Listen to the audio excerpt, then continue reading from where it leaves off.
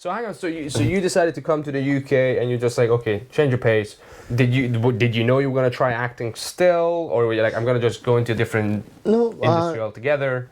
I find my route back to acting quite early. So there were like a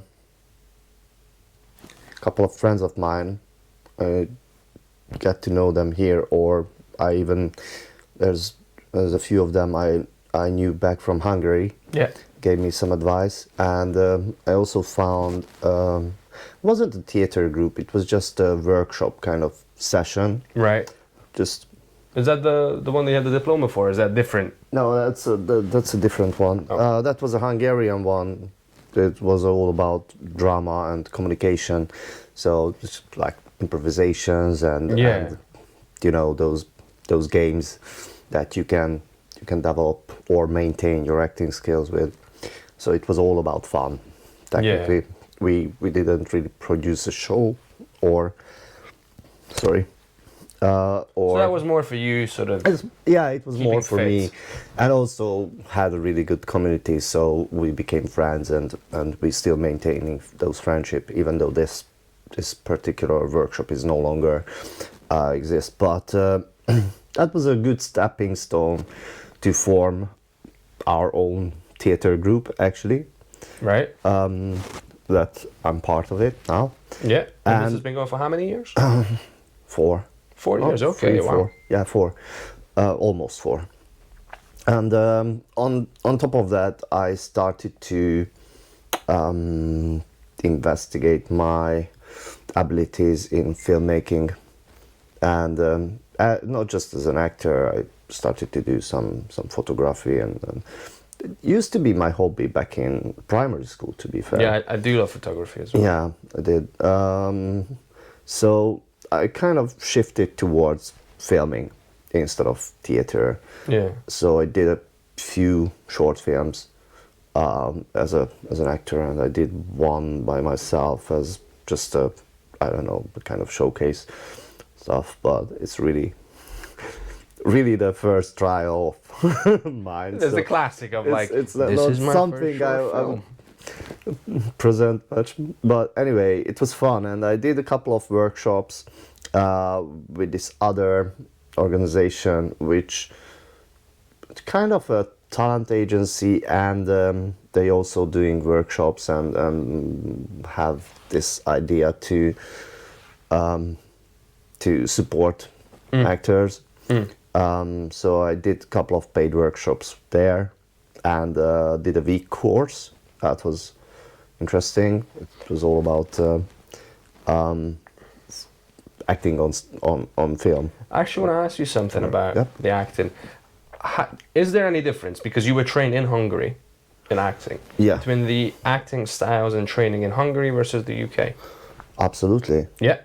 So many things that I only discovered here Go on. I'm curious about it. during these workshops. Yeah, so 'Cause the bases are the Hungarian- same. Bases are the same. Stanislavski, naturalistic acting. But then, take it away. Yeah, but to be fair, in Hungary, even if you learn those methods, you don't necessarily learn how the method exactly works behind. You just the teacher just using those practices, but you barely gonna see or hear anybody saying, "Okay, we're doing this exercise because of that and that and that. That's how Yeah, it will develop you this way, and it was invented or introduced by Stanislavski or by Grotowski or Laban." Never heard the name Laban in Hungary. Like half of those exercises having Laban method in it. No It's just mention of- not exactly how Laban introduced, but they're using the technique and they're using it to educate the new generation. Yeah. But they're not talking about where were Hello. we? Yes. So before my GoPro overheated, we were talking about the fact that the education in Hungary, the acting education, was slightly different for you. Yeah. And that there was a lot more. So, which I've experienced a bit here as well, but not as much. Which is they'll give you exercises to do, But they'll tell you the history of it, which you said in Hungary, they might not give you the context. It's just detached. So you still learn history and As a separate the technical subject. or the practice as a separate subject. Mm. But it's if you're not making the connection out of it, you might not get the whole picture. Yeah. Here in some workshops, maybe I just picked the right ones.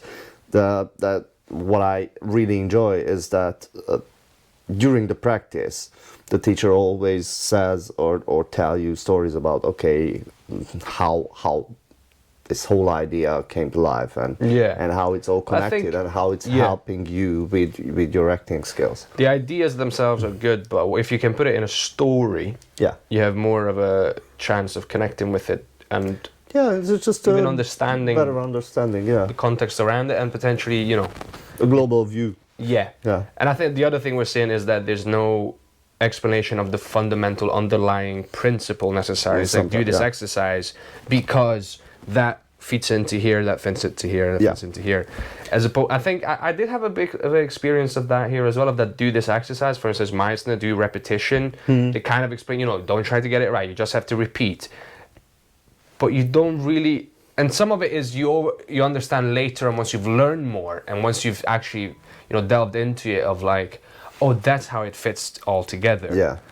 But it's teaching acting or anything in general is always complicated because you don't want to give too much information from the very beginning because then people get lost. You want to give enough that they can actually do it.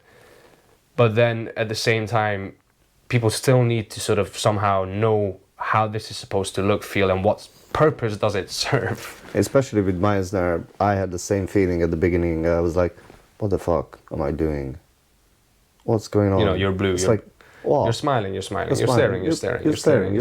Yeah. What's the point? Why am I doing this? I was like, it was so awkward. And then I started to read about Meissner and his technique and stuff. And then I understood. I still don't get it. I mean, I get how it's helping you. Yeah. Especially in early stage.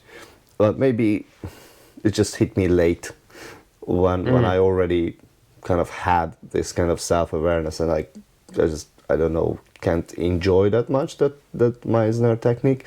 But the some people swear philosophy by it, and the art poetic, the art Ars Poetica? Ars Poetica, thank you.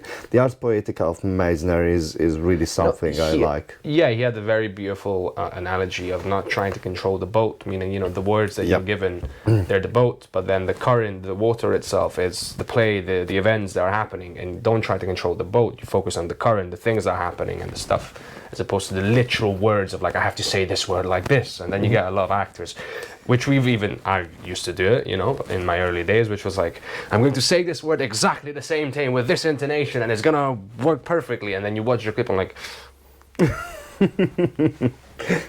Yep. Yeah.